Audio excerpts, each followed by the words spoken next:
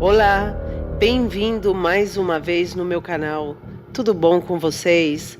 Hoje vamos falar sobre a Casa dos Horrores. É o nome dado a uma residência localizada na cidade de Gloucester, Inglaterra, após a descoberta de vários restos localizados abaixo da propriedade de Fred Wester e Rosemary.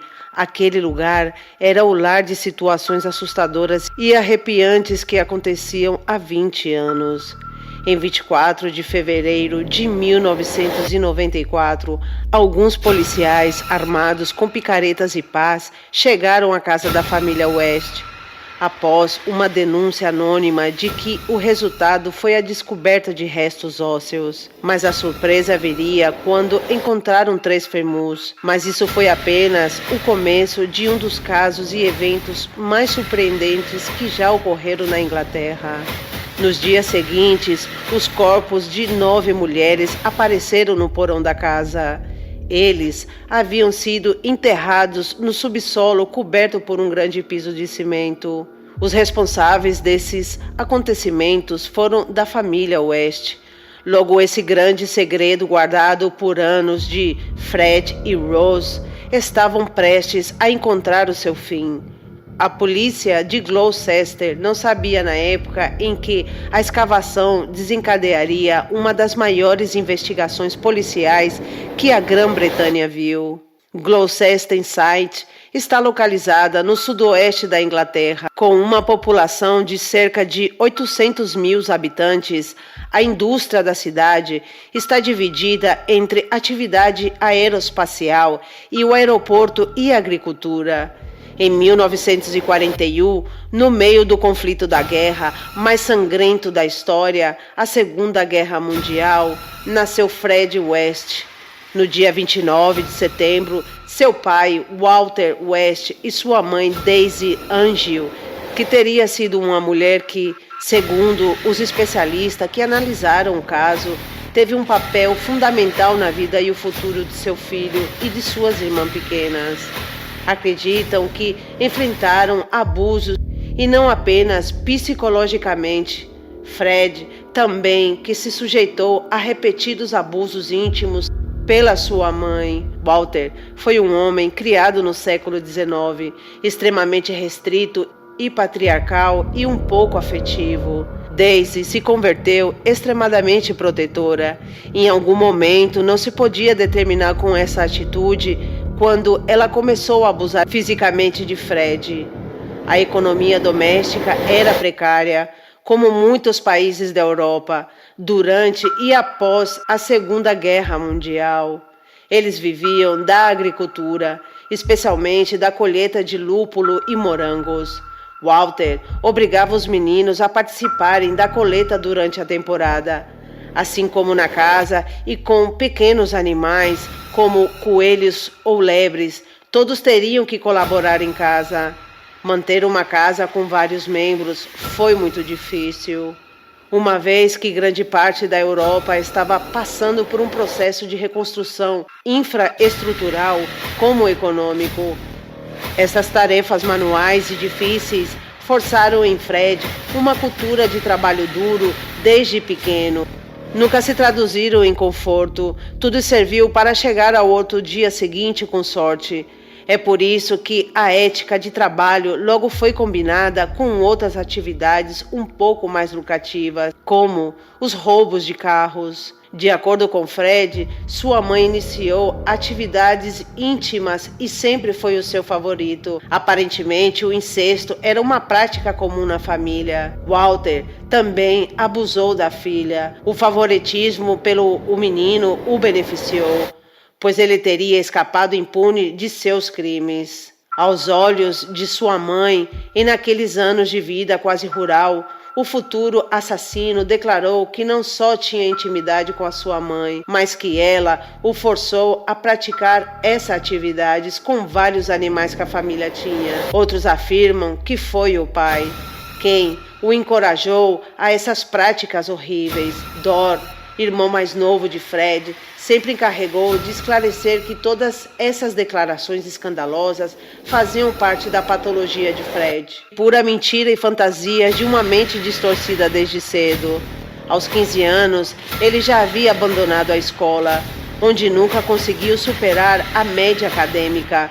Wester era muito bom para o artesanato, principalmente a carpinteria, mas as aulas não era o hábito que Fred procurava. Não poderia ter acesso a outros tipos de empregos, uma vez que, os anos escolares, ele mal conseguiu aprender a ler e a escrever. Aos 16 anos, Fred já frequentava casas noturnas e bordéis. Foram poucas as conquistas que teve em um relacionamento íntimo de curta duração, nos quais Fred mal conseguia satisfazer as suas próprias necessidades. Foi quando ele começou a desenvolver uma visão distorcida das mulheres.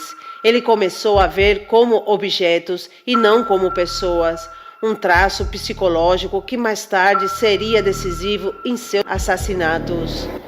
Aos 17 anos, Fred comprou uma moto. Logo após do seu aniversário, com pouca habilidade de pilotagem, o adolescente era escassa, onde sofreu um terrível acidente. Ele quebrou um braço, uma perna e seu crânio, afetando o lobo frontal. Ele ficou inconsciente por uma semana inteira no hospital. Tal experiência o deixou com diversas consequências, incluindo uma fobia incontrolável de centros médicos e uma mudança perceptível de personalidade notório. Fred era incapaz de controlar seus ataques de raiva, que cada vez era com mais frequências. A situação piorou quando uma mulher em uma boate chamada Clube Juvenil de Netball se defendeu de uma tentativa de abuso. A briga aconteceu no quarto andar, em uma escada de incêndios na parte externa do prédio. A mulher desferiu um golpe certeiro em Fred, que caiu rolando quase a 7 metros de escada abaixo, recebendo impactos em seu cérebro danificado. Em julho de 1961, a família West e a comunidade de Gloucester teriam o primeiro indício do futuro macabro de Fred. Para isso, então, Kit, a irmã de Fred, tinha 13 anos. Depois de muitas dúvidas, ela decidiu abordar a sua mãe para contar a ela sobre uma série de abusos que ela sofreu desde dezembro do ano anterior. Daisy viu como Fred, seu irmão de 20 anos, havia abusado dela repetidas vezes e a deixou grávida. Eles prestaram queixa e um mês depois o menino foi preso. Em frente às autoridades, admitiram que ele abusou de outras jovens desde o início da adolescência, alegando que todos faziam isso. Em 9 de novembro de 1961, a data foi marcada para o julgamento. Daisy seguiu a dinâmica familiar distorcida. Ela estava pronta para testemunhar em nome do seu filho. Talvez teria sido desencorajada pela falta de apoio dos pais ou pressionada pela privacidade da casa. A menina decidiu rejeitar a denúncia. O caso de abuso não pôde prosseguir com a justiça e Fred foi libertado. Daisy, em um raro momento de bom senso, expulsou seu filho de casa, que acabou morando com uma tia. Apesar da confissão do jovem sobre a situação tensa com Kit, a família West recebeu Fred em casa. Um ano depois que o julgamento foi comprovado o abuso agravado pela ligação, Fred poderia ter enfrentado uma sentença de prisão perpétua e muitas vidas perdidas teriam sido salvas. Rina Costello era ex-namorada de Fred. Eles se encontraram novamente em setembro de 1962. Ela trabalhava como dama de companhia e ficou grávida de um motorista de ônibus de origem paquistã. Mesmo assim, em novembro, decidiram se casar e se mudaram para Cold Beach para a noite em que Rina deu à luz a Charmaine Carroll. As feições asiáticas da menina foram uma preocupação imediata para Fred, que temia o que as pessoas pudessem dizer.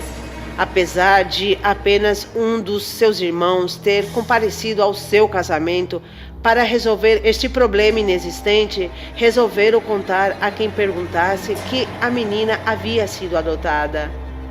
Enquanto trabalhava vendendo sorvete em um caminhão, Rena engravidou e em 1964 nasceu Anne Mary, a quem tratava como se fosse um animal selvagem, mantendo-a enjaulada com seu irmãozinho ao pé da cama, permitindo que saiam apenas nos finais de semana. Em 1965, enquanto West fazia sua viagem habitual com um caminhão, atropelou acidentalmente um menino de 4 anos. Este seria a primeira vítima confirmada de Fred, que já mantinha uma dinâmica familiar violenta dentro de casa e mal conseguia sustentar a família com o trabalho. Com medo de represálias por esse acontecimento, Rena foi morar com Isa Magin, a babá da família, que afirmou que a mulher teve muitas dificuldades para criar as 2 filhas e que elas também estavam escapando secretamente das depravações sádicas de Fred, que se tornou cada vez mais agressivo, não só com a esposa, mas também com a mulher que cuidava das suas filhas. Red, por sua vez, conseguiu ficar com as 2 meninas e se mudou para um trailer com uma garota de 16 anos chamada Anna McFall, que havia perdido o namorado meses antes e passava muito tempo na antiga casa dos West, já que era amiga da Isa, a babá, e estava obcecada por Fred. A essa altura, o casamento disfuncional não foi marcado apenas pela dominação íntima de Fred, mas por causa das constantes infidelidades por ambas partes. Rena tinha um relacionamento bastante estável com um cara chamado John McClacla, que tentou ajudar a sua amante a fugir com as meninas. Em uma oportunidade, Fred descobriu a sua esposa com John. Ele bateu nela e tentou esfaquear o homem. John descreveu mais tarde a Fred West de forma categórica, dizendo que era um homem ordinário. Poderia ter dado sorvete para as crianças, mas em vez disso ele batia na cabeça delas. Era um bastardo violento e sádico que gostava de bater em mulheres e crianças. Essa referência ao sorvete e espancamentos na cabeça eram literais. John testemunhou isso em uma ocasião. Como Carol, a enteada de Fred, aproximou-se do caminhão que dirigia e ela pediu um sorvete. Em vez de receber o doce, Fred lhe deu um forte golpe na cabeça. Com isso, John, indignado, aproximou-se dele e o espancou a West. A escalada de violência era constante. Por causa disso, Fred voltou a um dos seus velhos hábitos e começou a abusar da sua filha adotiva Charmaine, além dos ataques de punho. Fred trabalhava como entregador de carne para um matadouro local. Enquanto vivia com Anne e as 2 meninas, Rena tentava estar presente e proteger a vida de suas filhas, mas a situação tornou-se cada vez mais insustentável. Anne repetidamente tentou convencer a Fred a se divorciar de Rena. A menina estava apaixonada e não conseguia ver o monstro que amava.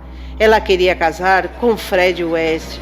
No entanto, isso nunca foi possível, já que, em julho de 1967, com 18 anos, grávidas de filho de Fred, Anne McFall desapareceu da face da terra. Ninguém relatou o desaparecimento dela, ninguém se importou com a jovem. Fred a esfaqueou repetidamente a Anne e então desmembrou cuidadosamente o seu corpo e até manteve algumas falanges das mãos que nunca apareceram. O bebê foi retirado do útero e enterrado próximo ao corpo da mãe. Fred nunca confessou o crime às autoridades, mas contou a alguns amigos íntimos depois de serem presos. O corpo de Anne apareceu em 1994, 27 anos depois, na propriedade do West. O corpo mostrou sinais de ter sido amarrada antes de morrer, contradizendo a versão da discussão. Após o desaparecimento de Anne, Rena tentou voltar para sua casa do seu marido para poder cuidar das meninas. Nos primeiros meses, pareceu mostrar algum tipo de melhora no relacionamento, Mas essa relação provou ser uma mera ilusão, porque em 1968 Rena saiu de casa abandonando as suas filhas e não foi capaz de lidar com esse terrível pesadelo. Fred não demorou muito para encontrar a sua substituta, e foi aí que os dois monstros se uniram. Rosemary nasceu no North Time em 1953. Sua mãe tinha o mesmo nome da mãe de Fred, Daisy, e era uma mulher depressiva. Mesmo durante a gravidez de Rose, ela recebeu terapia eletroconvulsiva. Essa prática era muito comum na década de 1950, quando ainda não existiam medicamentos capazes de combater doenças mentais como a depressão. Daisy recebeu a última sessão um dia antes de dar à luz à menina. Muitos especialistas afirmam que a eletricidade que a mãe recebeu alguns dias depois de dar à luz causou danos pré-natais em Rose, que explicaram de alguma forma o futuro da menina. No início da adolescência, Rose começou a experimentar as mudanças corporais lógicas pelas quais passam qualquer jovem.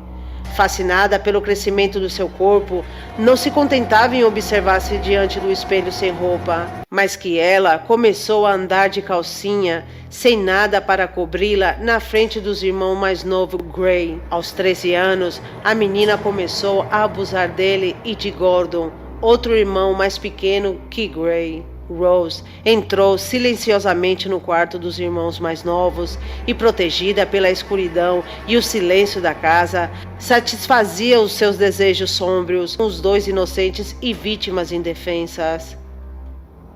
Em 1969, a adolescente tinha 15 anos. Ela estava trabalhando em uma padaria. Esperando o ônibus para voltar a casa, conheceu a Fred, que apenas de ter 27 anos não desistiu da menina. Ao tentar conquistar a garota, ela a princípio pensou que Fred era um vagabundo de aparência desgrenhada, mas gostando da atenção que o homem lhe oferecia. Ela não duvidou sair com ele, enquanto ela debateu sobre sair de casa. Rosemary cresceu como uma garota mal-humorada e completamente desinibida. Assim como Fred, a escola não era o seu forte. Ele passava o dia sonhando com cenários impossíveis. Aos 16 anos, mudou com seu pai, William Andrews, que sofria de esquizofrênia paranoica e tinha repetidos ataques de raiva, que resultou em espancamento em sua filha.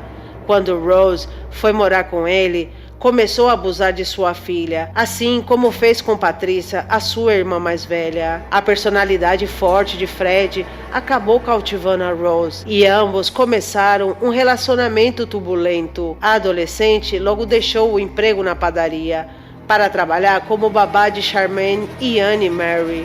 Esse trabalho era uma desculpa para continuar o relacionamento com o pai de família. Os dois se deram bem imediatamente. Ambos gostavam de violência e sadismo e fantasiavam juntos com cenários impetuosos. Disseram que ela não era apenas promíscua, mas gostava de ter intimidades à vista de estranhos. Os pais de Rose tentaram acabar com aquele relacionamento maluco. Eles denunciaram às autoridades o casal e Rose foi levada para um lar para adolescentes e só poderia deixar a instituição nos fins de semana para ver os seus pais. Mas Rose sempre escapava para ir a ver a Fred.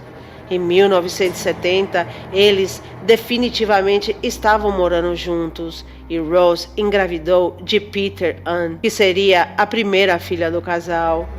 Nem Daisy, nem William conseguiram prender a sua filha, que estava prestes a se tornar, junto com Fred, o casal de assassinos em séries mais prolíficos da Inglaterra. Fred, por sua vez, havia deixado a companheira e as 3 filhas. Ele estava preso por 6 meses e meio e foi colocado em liberdade em 24 de junho de 1971. Charmaine, apesar de pouca idade, nunca duvidou em confrontar a sua madrasta, ao contrário de Anne Mary, que sempre parecia mais submissa, como se sentisse que despertar a raiva em Rose era brincar com fogo. A menina estava tentando acalmar a irmã mais velha, garantindo que sua verdadeira mãe viria resgatá-las.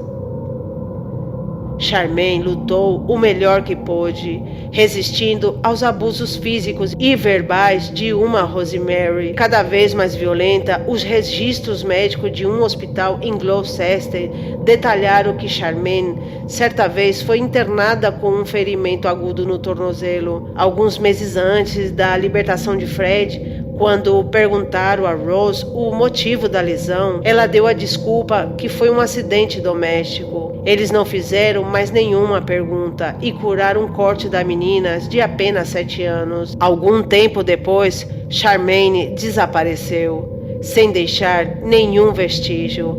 A menina desapareceu alguns dias antes daquele 24 de junho, quando Fred foi libertado. Nesta cronologia pode ser estabelecida porque os registros da prisão provam que Rose visitou o seu parceiro juntamente com as 3 meninas. Uma testemunha, Charlie, testemunhou anos depois que aquele mês de junho levou a neta, Tracy, na casa de Charmaine. Ambas eram amigas e confidentes, e em mais de uma ocasião, Tracy testemunhou o castigo físico que sofreu Charmaine de sua madrasta. Naquele dia, quando Rosemary abriu a porta e informou a avó e a neta que Charmaine voltou a morar com a mãe dela, as autoridades escolares também ligaram para perguntar por que a sua pequena aluna não tinha frequentado mais as aulas, e encontraram a mesma resposta. Como no hospital ninguém fez mais perguntas, o que ninguém sabia era que Rose havia assassinado a menina e escondeu o corpo em um depósito de carvão que havia na propriedade. E esperou para que o seu futuro marido fosse libertado da prisão e ele se encarregasse de enterrar a sua filha.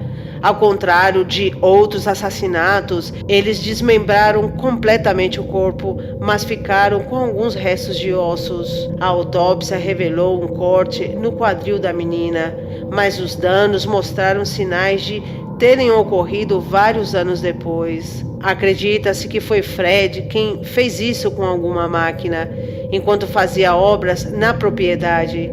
Enquanto Rena tentava manter o contato esporádico com as suas filhas, algumas testemunhas afirmam que a mulher sofria de depressão e constantes crises de ansiedade.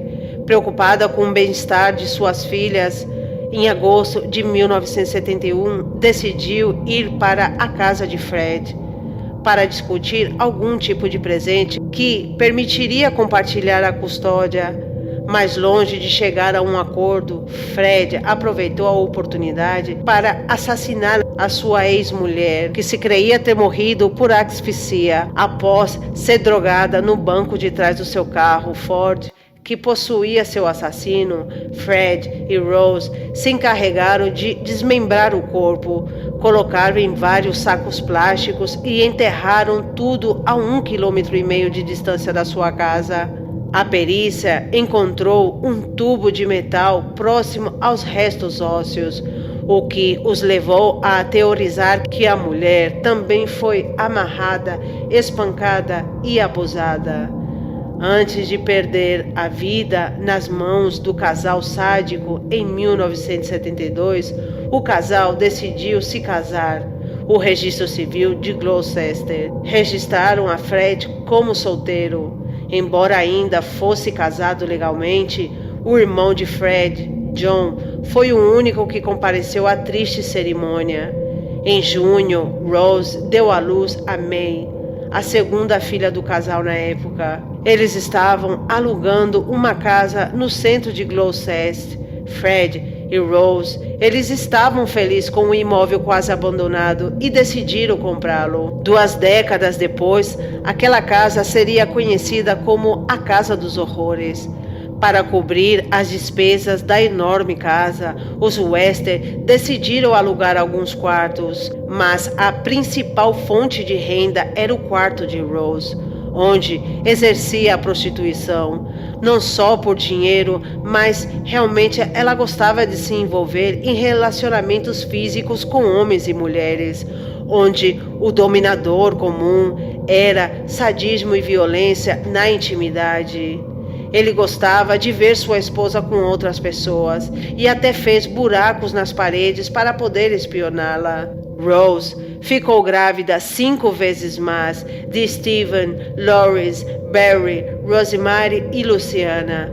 Eles vieram ao mundo em um dos piores contextos. Sua casa era um desfile de pessoas hostis, incluindo seus pais, que mal se importava com mandá-los para a escola. Anne Mary, pela primeira vez, filha de Fred, começou a sofrer abusos quando tinha 8 anos.